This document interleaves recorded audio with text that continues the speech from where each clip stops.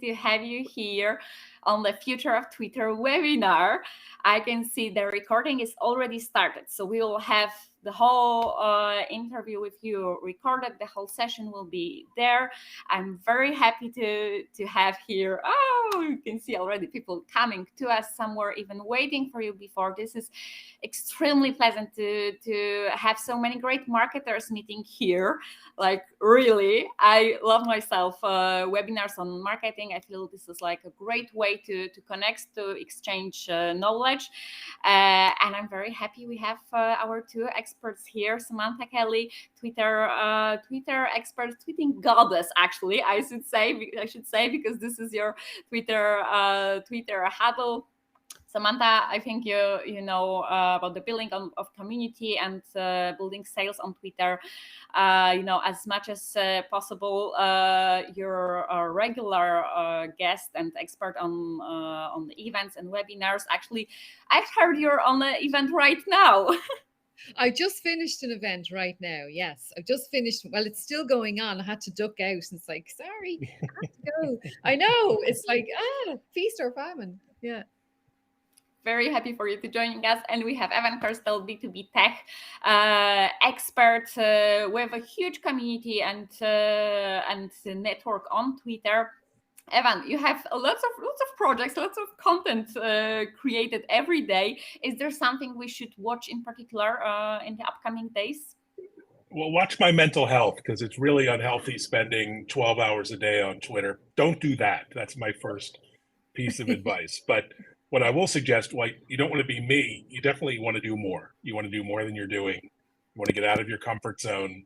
You want to create content at scale, maybe not the scale I do as an obsessive person. But yeah, we're going to talk all about that. So it's going to be a fun discussion. Totally. We also have our guests ready from Canada, India, Portugal, Ireland. This is just lovely. I'm saying hello from Italy right now, generally from Poland, but I feel like we have all the possible time zones here, which is great.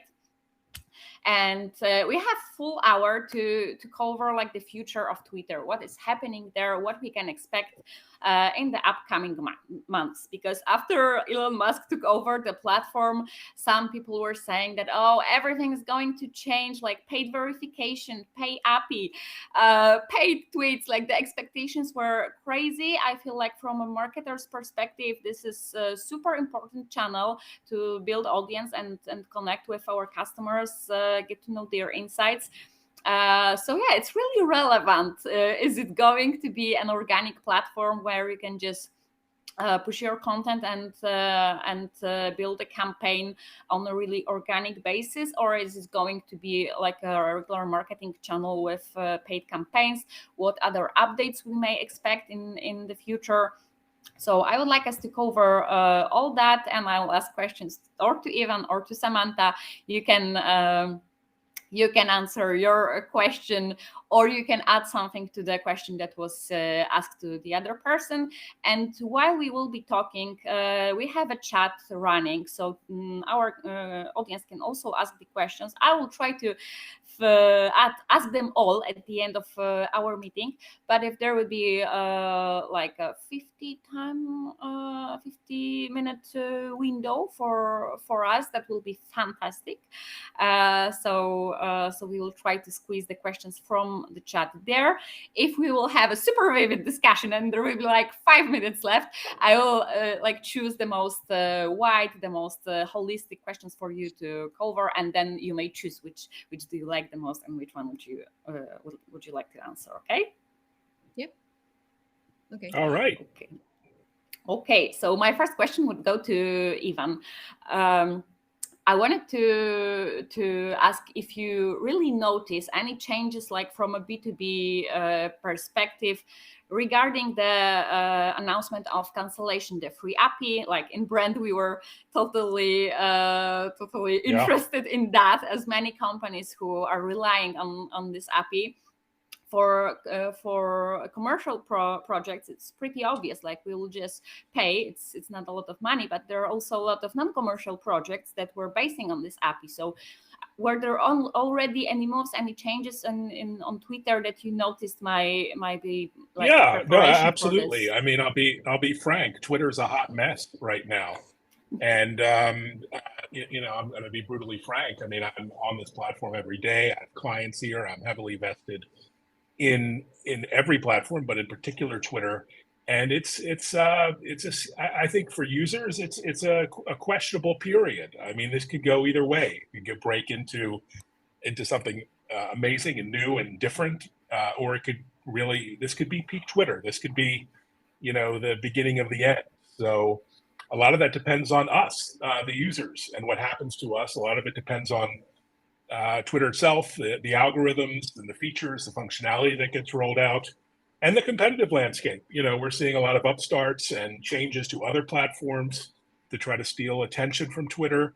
So, this is a good time for this webinar because it's sort of the best of times and worst of times for Twitter. And it's really difficult now to navigate this new, environment on Twitter that we're in. But just day to day, it's become hard because there's bugs, there's glitches, there's strange behavior on the platform.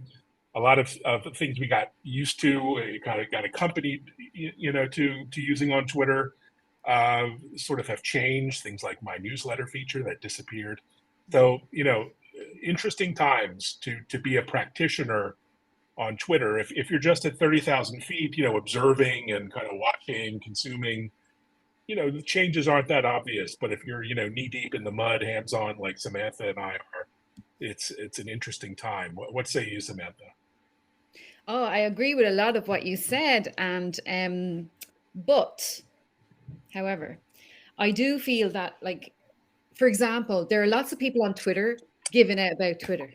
It's like, well, then leave. You know what I mean? Like, it's like, why are you still here? Stop whinging, as they say in Ireland. Yeah, but you know what? I hear a lot of negativity about Twitter, and it's one of the things that kind of I want to kind of steer. I'm going to be, maybe you can be the bad cop, I'd be the good cop or whatever. Yeah. I mean, I feel, and hopefully Elon is here to watch who's being the good cop, right? So I'm always joking. But it's really about, this as well. It's about people. It's all about people. So it doesn't matter. Yes, there are changes, there are glitches. Do I think it's still going to be here? I actually think it's going to be better later on. I do think that he's going to make it an all-in-one platform. So we'll be doing meetings like this on Twitter. That's the way I see it. I see video coming into Twitter Spaces. Now, at the moment, I don't like Twitter Spaces because it's all NFT stuff and stuff I don't understand, but that's not my target audience anyway. But the people that are following me, that I engage with, because I am someone who engages like Evan, we engage with our followers. Like you do, Brand24 does the same. We engage with our followers. We don't just ignore them. So it's about building and nurturing those relationships with the community. It won't matter what else is going on once you keep nurturing that community, so that they end up on your email list. They end up, like, take it from Twitter to LinkedIn or to your email list. That's what I would advise, because you just don't know. And you might have noticed that I'm actually on LinkedIn a lot more lately, because it's important not to put your eggs in one basket, because we don't know if LinkedIn is going to be here. We don't know if the internet's going to be here tomorrow, the way things are going. So we really don't know. And I cannot say what is the future of Twitter, because I don't know. Nobody knows. We didn't know there was going to be Brexit or a pandemic, or, we didn't know there was going to be a war in Ukraine. So it's really about, right now, what's important is keep giving value, keep nurturing the relationships with people you have relationships with on Twitter, and create Twitter lists and keep engaging with those people. So you build a community around you so that no matter where you go, they will follow. Oh, that's such a great point, Samantha. And, I think about audience versus community. I have 330 plus thousand followers on Twitter, largely irrelevant to me on a day-to-day basis. What's relevant is that core 6,000 people who follow me that are really important to me. I mean, any other platform, it doesn't compare to those core, for me, about 5,000-6,000 people who I engage with, want to communicate with, want an open channel, want to DM with. And it's that core circle, that core community that I've nurtured, and I know from their handle on an individual basis that's pure gold. And there's nothing that can replicate that core 5,000 community of clients, collaborators, really interesting people And if Twitter disappeared, it would be a huge hole in my heart and my business and other things, because I can't just, and it changes, right? The 5,000 shifts, maybe it's 7,000, maybe Yeah. it's 4, but that core community only exists there, and that network of interconnection and engagement is really unique. So whatever happens, I want to preserve that core community and nurture that. And if it means taking them offline to an email list, great, or going on LinkedIn. But I can't replicate that very easily. And it's taken 15 years on Twitter to build that 5,000 person plus core connected community / audience. So I don't know. What do you think about that community? Because it's unique, and it's something you and I, we've nurtured, we've engaged with, we've given a lot of value to, but it only exists there.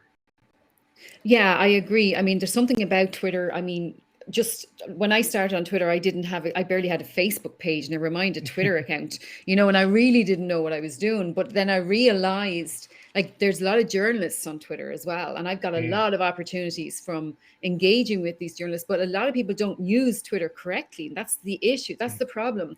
They go on there to rant or whatever, or they go on there, but I see all the positive stuff and I see all the positive stories. I remember I was running a Twitter account for, there was an election campaign over here in Ireland, and I was running an account for one of the candidates, and I was like, oh my God. And I just wanted to go back to my nice little fluffy account. I was like, oh, this is so much nicer, because I had curated my feed so that it would be like that. Like, if I went into Evan's Twitter, I'm sure I'd be coming up with lots of tech stuff and a lot of stuff I wouldn't understand because I'm not a techie.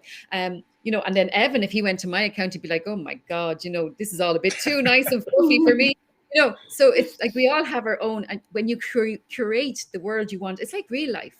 You want to surround yourself with good people, no idiots, you want positive people around you. But Twitter is the same for me. And so that community they've been there for me for 10 years. They've actually watched me from nothing, from a lone parent on social welfare to where I am now. And they are special to me, and I'll never forget them. But I have to say, I have moved a lot of them into different places in my life, whether that's meeting them for a coffee or my network or LinkedIn or whatever. But Twitter, there's something special about Twitter in the fact that if you want the live news as it happens, and I think this is the most common reason people go to Twitter. If you want the live news as it happens, I go to Twitter. If something happens in the world, straight away I go to Twitter. I don't go to the news. I go to Twitter. And you have CEOs and decision makers, they just go to Twitter to hear the latest news, because they want to be thought leaders in their space as well. So I don't know. Mastodon, it's just not Twitter. I don't know. It's changed my whole life. So I'm very loyal to Twitter. But at the same time, this verified tick, I have the verified tick. Like, we didn't have Twitter Blue till recently, actually, Evan. I think it was only last week we got it. So I am kind of like, oh, well, if I lose it, but like, would I actually subscribe? I probably would, because I love it so much. So I'm not really sure. I think Twitter is just different, but it has a lot of negative, like, people find it, like, for example, I just came off an event, right? The hashtags on Twitter are so powerful if you have an event. Like, I used Brand24 to track the hashtag called Your Wellness Summit. And now I have data, and now I can give that data to the lady. It was her first one. She's a client of mine. She had no confidence. She did the event. And now I can bring the data to her so that when she's doing the next one, she can get a sponsor and say, well, look how many people tweeted, look how many people.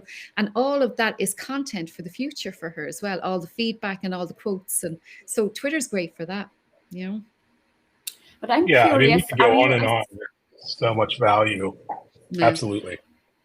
I'm very curious if you, as marketers or as influencers, and also are your clients ready to increase the invest on Twitter? Because right now you're talking about huge reach, huge discussion, huge communities, but very limited budget, like for verification or for even for this paid API, the money is really not the issues. But do you think we should be ready that the Twitter will change its model from social platform to actually paid channels, and marketers should be ready for that with their budgeting for 2023? Yeah. I mean, I think shifting from advertising to a paid model is fine. I mean, I think I'm certainly willing to pay the $10 a month for the paid service, and it's given me some value in terms of reach and getting my mentions viewed higher up in the stack and for visibility. I think what you're seeing is a lot of the B2C, the big brands have pulled back with Twitter, given the uncertainty and a lot of some of the political stuff and negativity. But I like to discount all that. And again, when you discount 90% of that, the 10% that's left is pure gold. It's pure goodness, as Samantha says. And so I live in that circle of 5 or 10% of Twitter who are there for education, for learning, for engagement.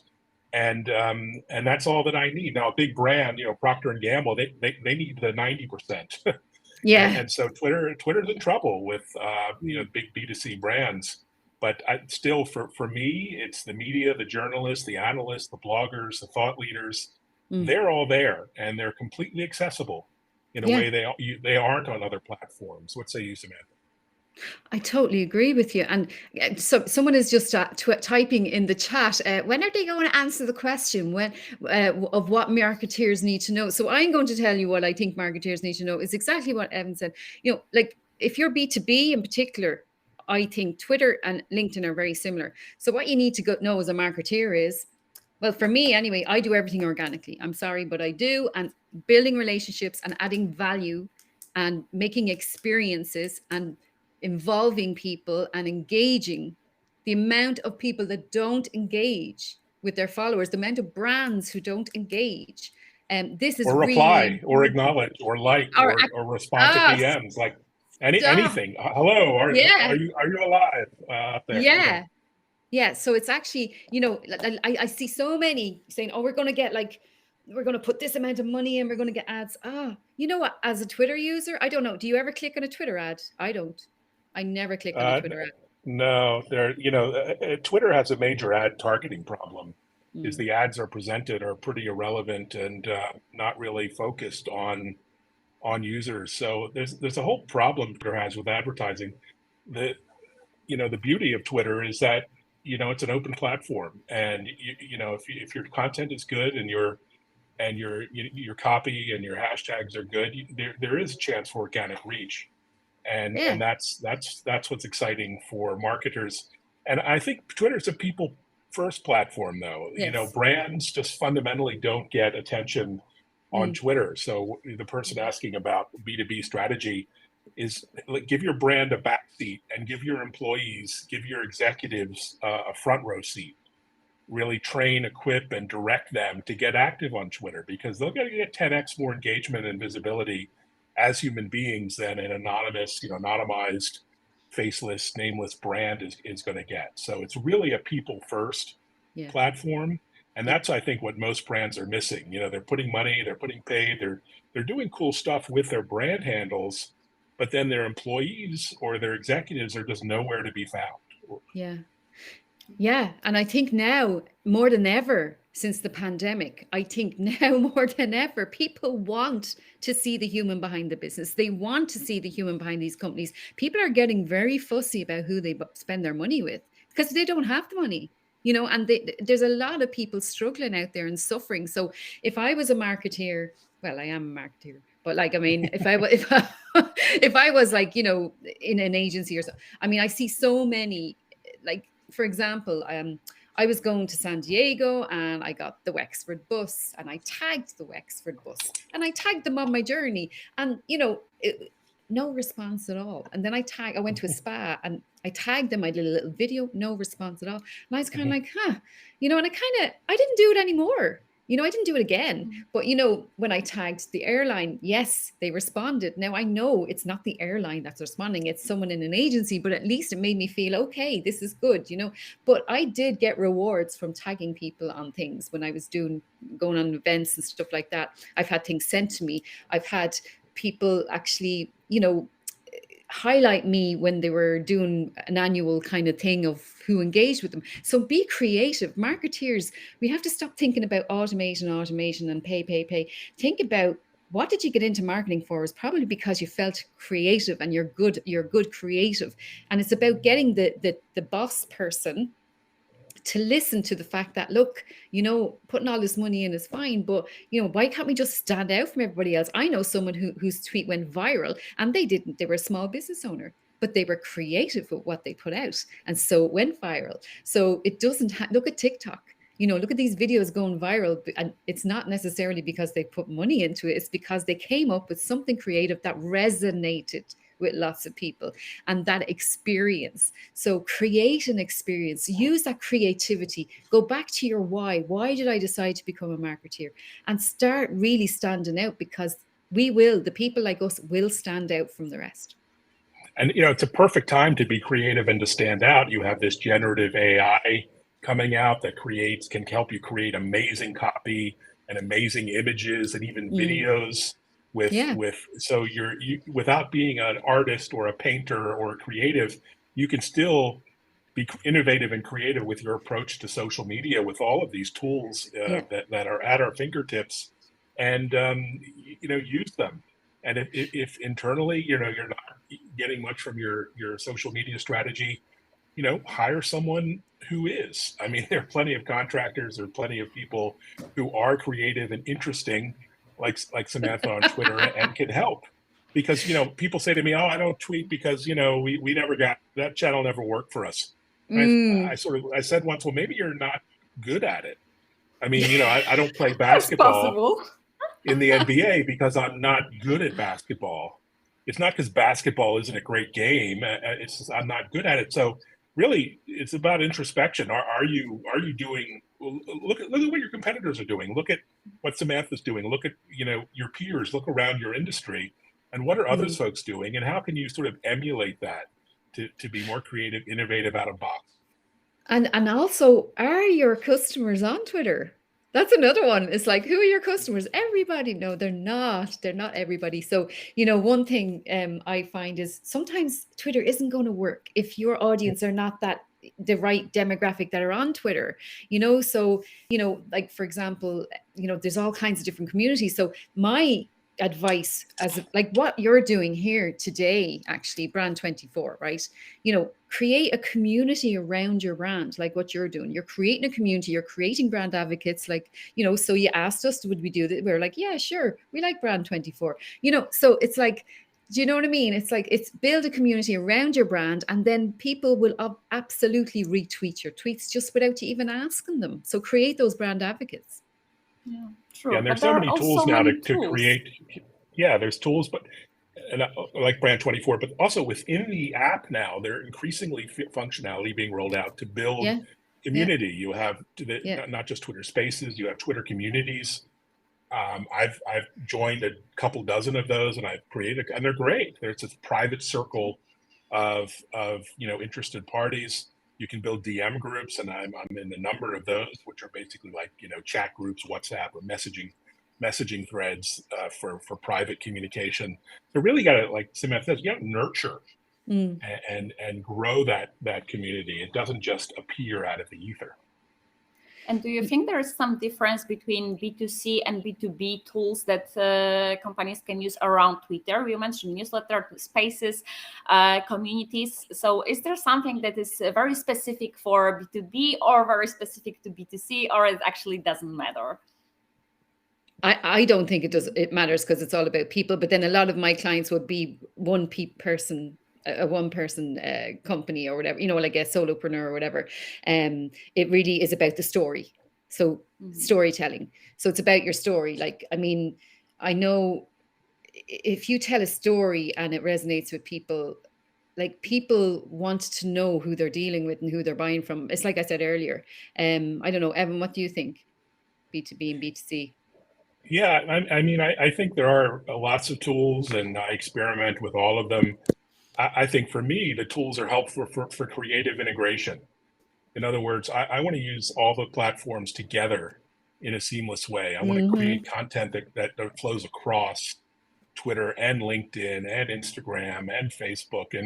And so as an example, just one example, a tool I use is StreamYard, but there are others like Restream.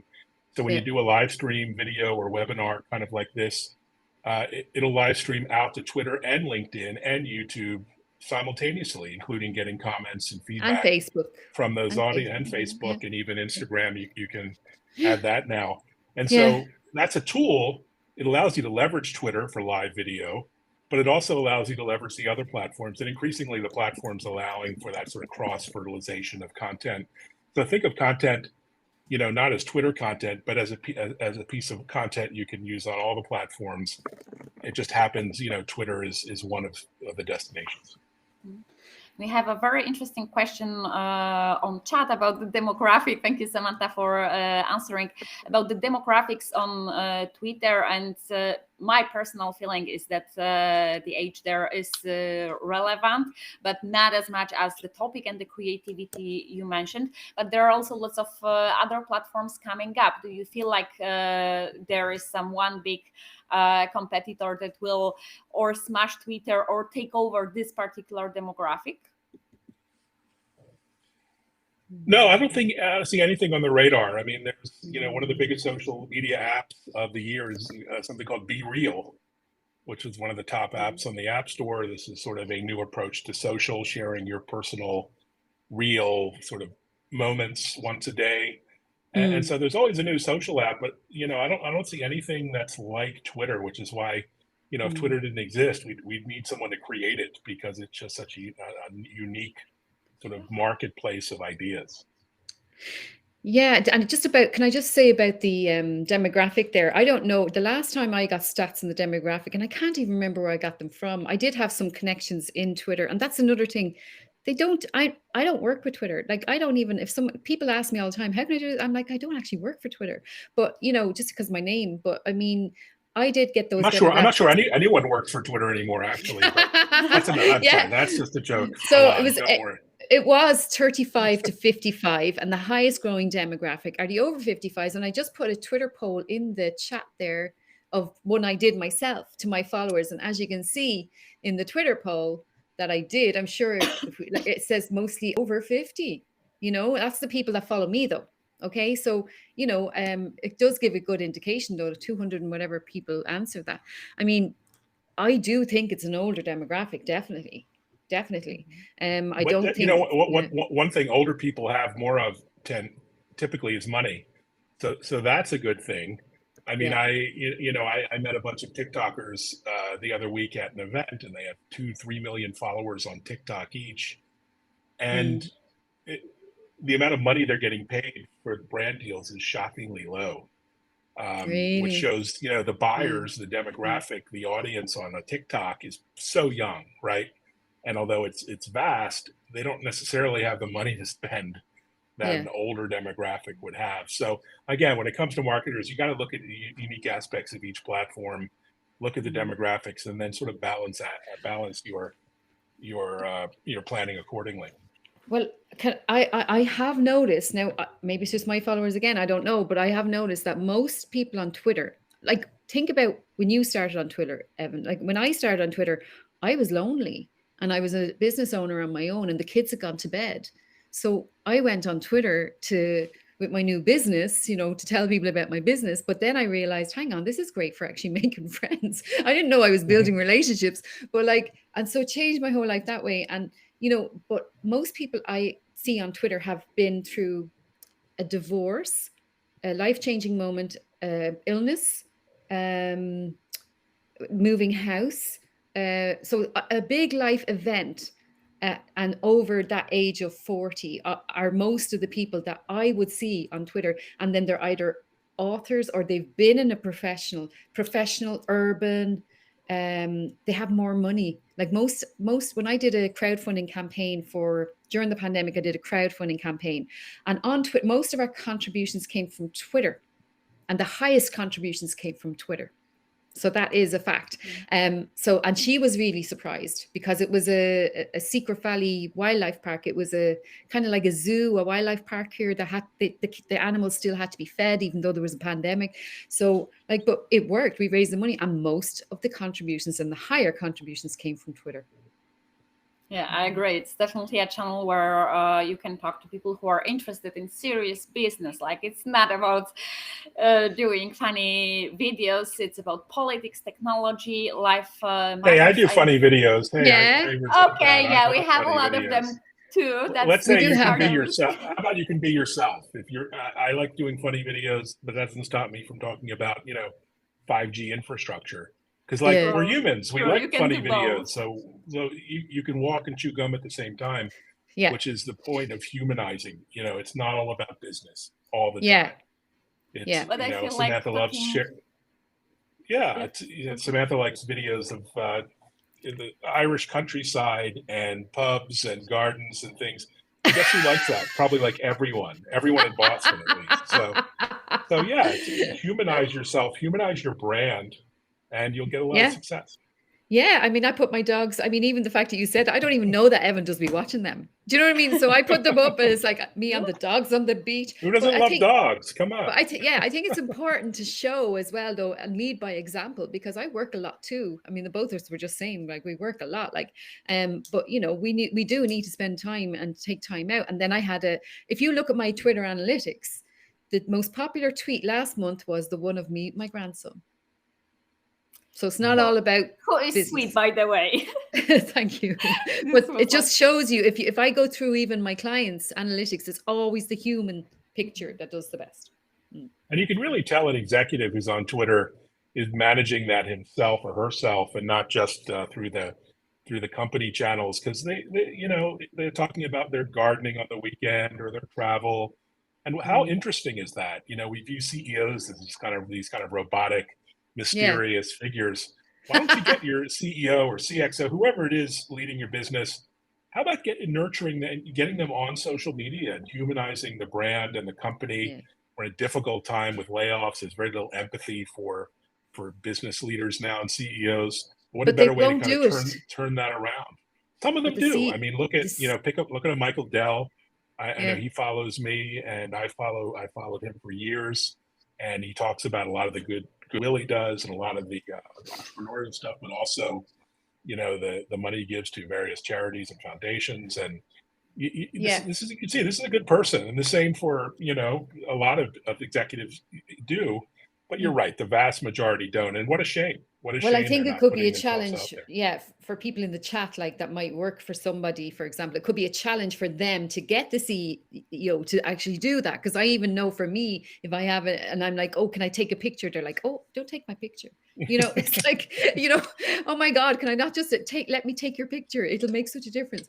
So yeah, yeah, no. And that is, I was actually part of a book called The Social CEO, and it was all about that, trying to get CEOs to get more active. But I think for people who've come today in particular, I think for me, from my perspective anyway, I think just you need to just stand out. If you're going to do it, up your game, stand out, be more human, be more creative. You don't have to be flashy with videos and stuff. Just think about what your audience need right now. And right now, I think everyone needs a bit of hope and everyone needs a bit of support.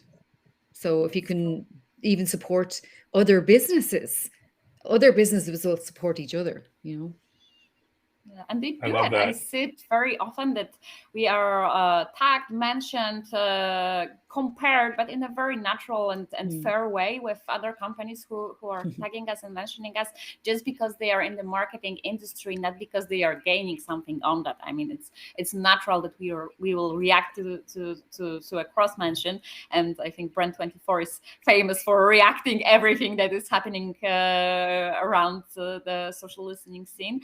But generally, I think people are actually using Twitter for this, for building their relations with people who haven't met in real life, and this is a great feature of the platform. But I also see a lot of, as you mentioned, brand profiles that are not alive, that not to mention that they aren't very fast with reacting to direct messages or mentions, but they are simply very strict, very regular, very AI generated, you may say. And I Mm. understand that, like, as a marketer, we know that there is certain amount of leads you can get for Google AdWords campaign, and a certain amount of leads you can get from Twitter. So companies don't feel like they should have like 5 social media managers managing the account to make it as vivid, as interesting, and like serve the community. But they are willing to spend those money somewhere else.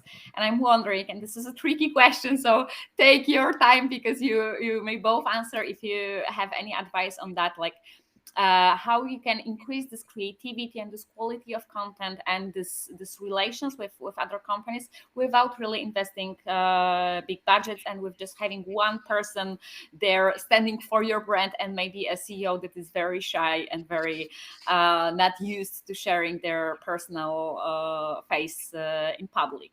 Do you have any great cases that you've seen doing that, or you can recommend some tactics that you've seen working? Well, I think it's really thought leadership, and it's about getting that thought leadership out there in the written form and text form, and in spoken word like podcasting, and video word like live streaming. And if you look at the hottest companies in tech right now, OpenAI slash Microsoft, I mean, these have, two leaders, Sam Altman and Satya Nadella, who are out there at the front, in the media, on TikTok, on Twitter with their personal accounts, out there and visible and answering questions and talking and sharing their thoughts. And that's how you generate thought leadership, is leveraging all these platforms in different ways. And even in a pretty controversial period with, ChatGPT, and it's gone wrong in many cases, they're still not hiding from it. They're out there taking all the slings and arrows, but at the same time generating amazing visibility and media mentions. I mean, ChatGPT is just taking the world by storm organically, largely through social media and content. So, what do you think, Samantha? I think it's about thought leadership. Yeah, I think it's like when I have my clients, I say, well, what do you want to be known for? What do you want to become the go-to expert in? So straight away you think, oh, well, I need Twitter help. When people start tagging me in those questions, then I know I'm doing something right, and, it's like, oh, what do I know? Who's the tech guy? Who do I need to talk about? It's like you need to think about who is that person that I know is going to help me with that particular topic, or, and when you show your thought leadership, but by adding value, by sharing, helping others. Honestly, I think it's important we talk about kindness here too. I know it's a bit fluffy, but look, kindness, when you think about how you help someone else, like, even by doing a tweet, like, I took a little screenshot here. So what I'm going to do is I'm going to tweet it out, and I'm going to tag Brand24, and I'm going to say it was great to be on with Evan. And so that makes Evan feel good. It makes Brand24 very happy. It's like, it's about helping others as well. And it could just be that retweet. It could just be doing that interview with them to raise their profile. But I always tell people that come to me, look, what do you want to be known for? Why don't we make you that go-to expert? And how you do that is you share your knowledge, you help others, and you show that you're the go-to expert with, like, I did a video, actually, I don't know if you saw, how to pin a tweet. I mean, I know how to pin a tweet, but like, I forgot my followers might not know how to pin a tweet. So I just did it. And that's been my most successful video, how to pin a tweet. I think it's about helping others, which comes down to empathy. Yeah. And I think that's what's sorely lacking in a lot of today's society. And empathy, that means not making, the world about yourself. There are too many brands and people who the focus of their social media is them. Like all the time, the selfies, the self-promotion, the me, what I'm doing, what I'm eating, when I'm traveling. And you are not that interesting. So if you flip it and make this your social feed, whether you're, again, brand or a person, about someone else, you're going to be way more interesting to the community.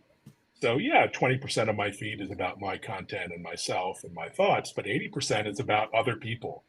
It's retweeting others. It's putting a spotlight on news or media or third parties, or asking questions. So, you can be the most interesting account on Twitter, but not if you focus, exclusively on your own personal point of view. Me. Particularly brands, they're the worst at this, right? I mean, it's just Yeah. one product announcement to the next, one internal, press release, and never anything to the wider impact or the customers or the community. It's all about them, and it's just boring, to be honest. Yeah.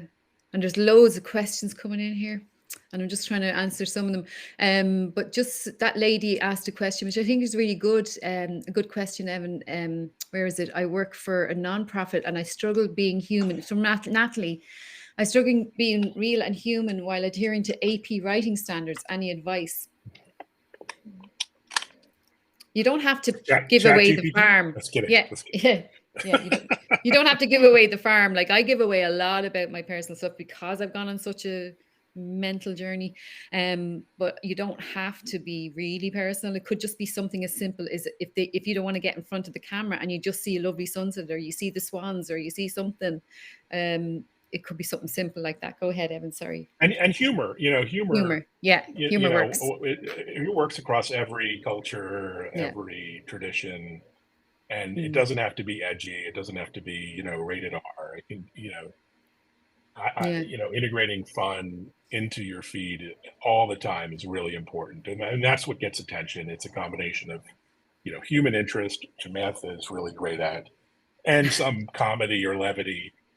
And something, interesting or educational. It has to have a couple of those factors to be really interesting to the audience. Yeah, mix it up. Like, I would have a fluffy tweet. If you look through my feed, you'll see a fluffy tweet. You'll see a promotional, something about one of my courses or doing, working with me. And then you'll see, usually you'll see something about someone else. So either a retweet or me mentioning somebody else and giving kudos to someone else. Chloe says it's very hard to be personable as a brand. That would be a great topic for another webinar. You can sign it, Chloe. You could say, well, we're heading off for the night.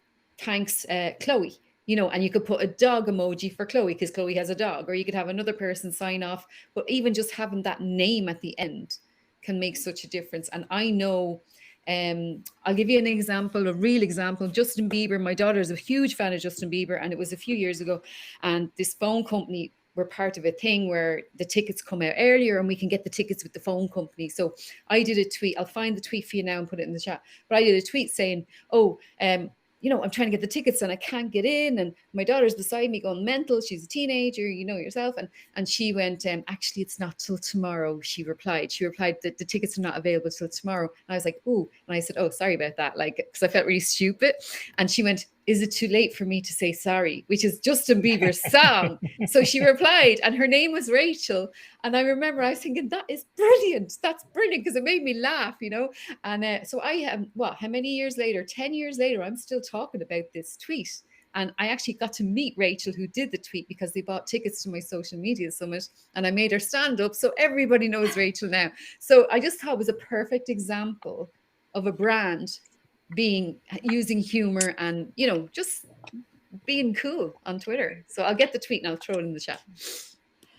Go dig. I think any sign of humanity in social media today is like appreciated and properly welcomed by people, and they are very often surprised. We can see case studies of our clients who, like through Brand24, they found some their mention or like the query for the topic, some customer insight they reacted for, and people are so surprised and so like happy with the brand's reaction to what they really do.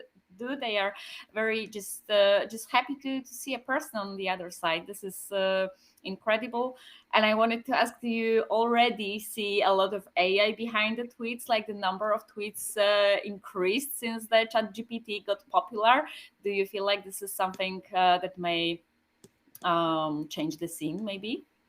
Yeah, no, I think it's great. I mean, I'll give you two examples how I use ChatGPT. One, when I write a blog, let's say it's 1,000 words, I can put that into ChatGPT and say, write 5 tweets about this blog and highlight some of the more interesting aspects, and it creates the copy right from the blog.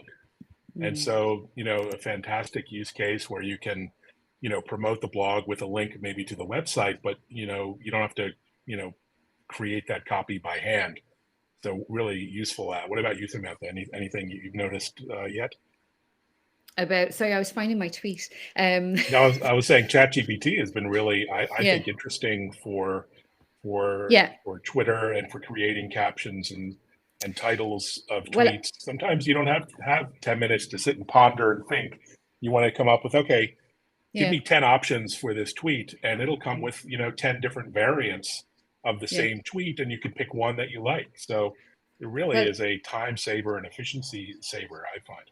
well, what I did was I picked what are the most common questions asked on Twitter. And I put that into ChatGPT and it gave me the most common. So I just started putting the answers up as a tweet. And it worked really well. So Brilliant. I was Yeah. like, so it's about being clever about what question you ask. Again, Yeah. like everything really, isn't it? I have another question. Do you want me to look at the questions? I work in a health charity organization. How can we increase engagement with polls and also showcase our members who work outside the normal picture posts, etc.? Oh, so many things you can do here. Health I would say charity. one is tap into the grassroots organic communities that exist on Twitter. So if you go to hashtag MedTwitter, MED for medical Twitter, Yeah. that is the hashtag for the medical organic community and nurses, doctors, patients, Yeah. providers that all around the world. And yeah, MedTech is also a good one. MedTwitter is more, the MedTwitter. people side of that, but MedTech is one. So Yeah. if you not just use the hashtags, but follow those hashtags, look for interesting people and posts, and then you can sort of tap into those discussions. So, I'm sure if you do a little research, you can find a similar thing for community and foundations. The key is to pick a dozen hashtags that are really relevant or meaningful to you, and not just use them, but follow them both on LinkedIn and Twitter. And if you begin to kind of understand the people and the brands and others that are posting there, you can become part of the sort of the conversation or the voice of those hashtags. Really important. Yeah, or like I have Twitter magic hashtag, maybe create. Do you know what I always advise as well? Like I just did it today, your wellness summit. She's in the wellness space. So I said, Right. create an event. Create an event. Do an online 2-hour event. She charged €30 for a ticket. There was 45 people on the event. So I'd say that's a Brilliant. success. Okay. That is a So success. Yeah. why don't you create a free event and get all of these people you want to connect with into one room at the same time? And it would be a success too to have that summit with 0 people joining up, because you're putting out a piece of content. Maybe you're getting started. That's going to be interesting. And again, it's not one activation. It's not one tweet. It's not one event. It's a body of work over time. So even if she had that event for $0, 0 people signed up, still having it and putting it out there and showing your thought leadership, your value is hugely important. Yeah. Yeah, there's a lot of questions there. I will have to go soon though. Thoughts on evaluating your followers' target segments to determine your days and time of day. Well, I can tell you what I think are the busiest times. The busiest times on Twitter I find are after 9:30 p.m. till 11 p.m. That's any time zone. Because if you think about what you're doing after, what are you doing that time here? School run, after school activities, dinner. And then when the kids go to bed, I'm like, oh, great. 9:30. Yeah, I'll just sit and watch the news and I'll go through my tweets. So think about what your audience. So if your audience are mums, what I used to do was just before the school think about your audience. I used to think, okay, before the school run, the pickup school, let's say my target audience are mums. What is the school pickup time? What do you do before you pick up the child? You sit out in the car for about 15 minutes on your phone. So be there for those women or men who are picking up the kids from school. Restaurants, I used to always do tweets just before 5 o'clock when they're hungry, So think about your audience, and that is the best time to do it. But experiment, test it. Yeah, I think for B2B brands, it's surprisingly weekends, evenings, as you said, and holidays. And guess when most B2B brands are completely absent from social media? Is weekends, evenings, and holidays. So here they are. They're thinking they're posting stuff during business hours when their audience is looking at it on Thanksgiving or something. Well, we're busy. We're busy. The B2Bs are busy. And another great one, just another little tip, folks, try this, honestly, for ticket sales. If you're selling tickets for anything, my best time for sales and for when I was doing the crowdfunding campaign for donations was 7:30 a.m. on a Saturday and 8 a.m. on a Sunday. Wow. Why do you think that is? I think it's because mom or dad is getting a lie on the Saturday morning. You go down with the kids and say, I'll take the kids this morning. And then they're watching Barney on the telly and I'm on my phone because I don't want to watch Barney. But that is when, honest, a really good time. And I've proved it so many times. So think about your audience. What are they doing? What are you doing at those times? You know, think about that. Yeah. Another question on We also have hashtags.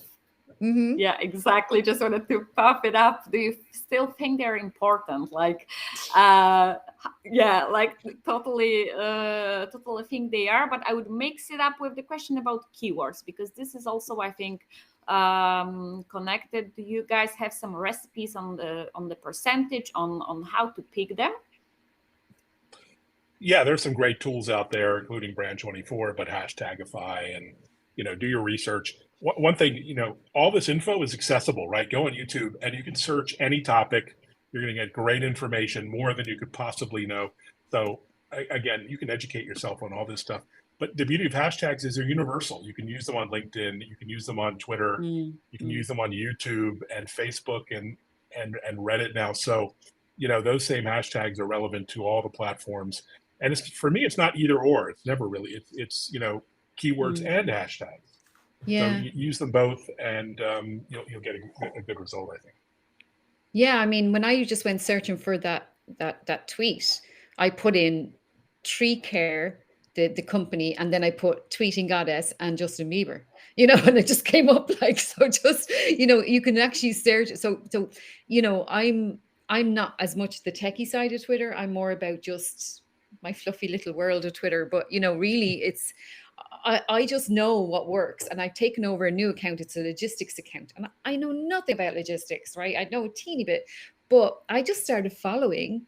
What I did was I went to the companies. I just put in logistics, start finding companies that are in logistics, and then I found the magazine for logistics industry.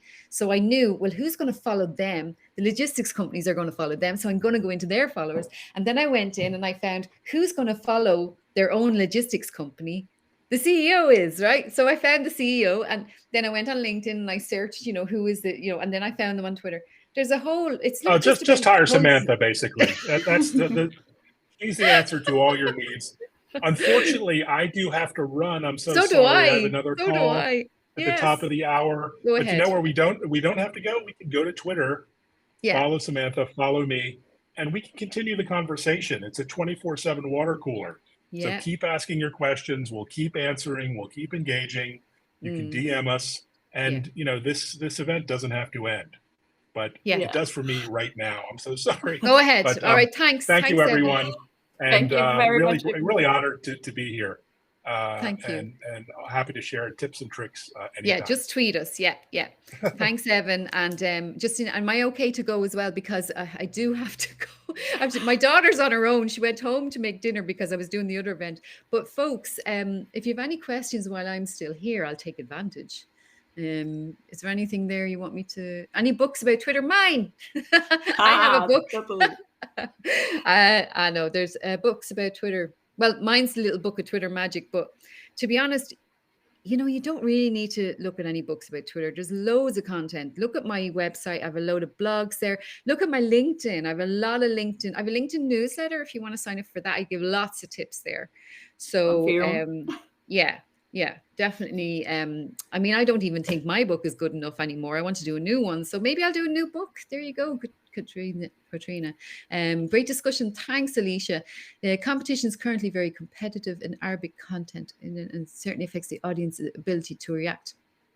Great for tracking. Yes, tracking just to prove. I was using Brand24 earlier, and it tracked I can't share my screen. Well, I'll put up a little image later, right?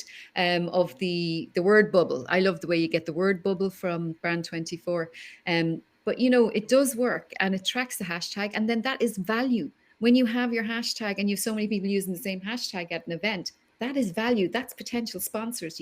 They want to see the data. They want to see how many people they reached. That's all they're interested in.